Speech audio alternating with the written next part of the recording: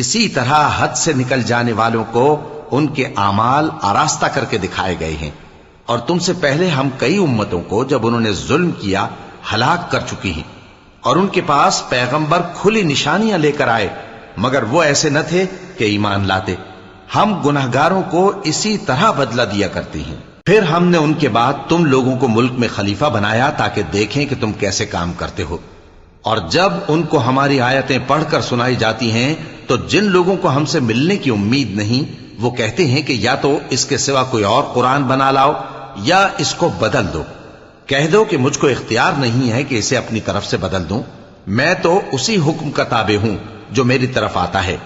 اگر میں اپنے پروردگار کی نافرمانی کروں تو مجھے بڑے سخت دن کے عذاب سے خوف آتا ہے۔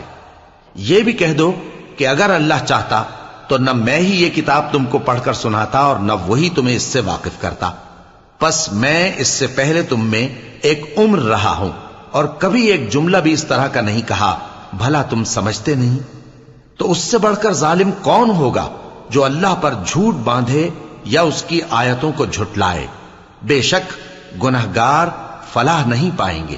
اور یہ لوگ اللہ کے سوا ایسی چیزوں کی پرستش کرتے ہیں جو نہ ان کا کچھ بگاڑ ہی سکتی ہیں اور نہ کچھ بھلا ہی کر سکتی ہیں، اور کہتے ہیں کہ یہ اللہ کے پاس ہماری سفارش کرنے والے ہیں۔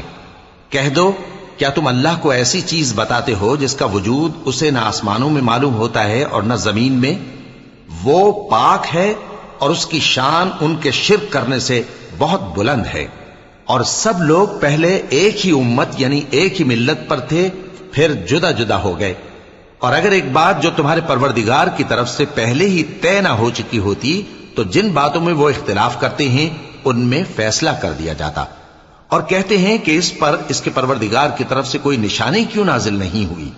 کہہ دو کہ غیب کا علم تو اللہ ہی کو ہے، سو تم انتظار کرو، میں بھی تمہارے ساتھ انتظار کرتا ہوں۔ اور جب ہم لوگوں کو تکلیف پہنچنے کے بعد اپنی رحمت سے آسائش کا مزہ چکھاتے ہیں تو وہ ہماری آیتوں میں ہیلے کرنے لگتے ہیں۔ کہہ دو کہ اللہ بہت جلد تدبیر کرنے والا ہے، اور جو ہیلے تم کرتے ہو ہمارے فرشتے ان کو لکھتے جاتے ہیں۔ وہی تو ہے جو تم کو جنگل اور دریا میں چلنے پھرنے اور سیر کرنے کی توفیق دیتا ہے، یہاں تک کہ جب تم کشتیوں میں سوار ہوتے ہو اور کشتیاں خوشگوار ہوا کی مدد سے سواروں کو لے کر چلنے لگتی ہیں اور وہ اس پر خوش ہوتی ہیں، تو ناگہاں زناٹی کی ہوا چل پڑتی ہے اور لہریں ہر طرف سے ان پر جوش مارتی ہوئی آنے لگتی ہیں، اور وہ خیال کرتے ہیں کہ اب تو لہروں میں گھر گئے۔ تو اس وقت خالص اللہ ہی کی عبادت کر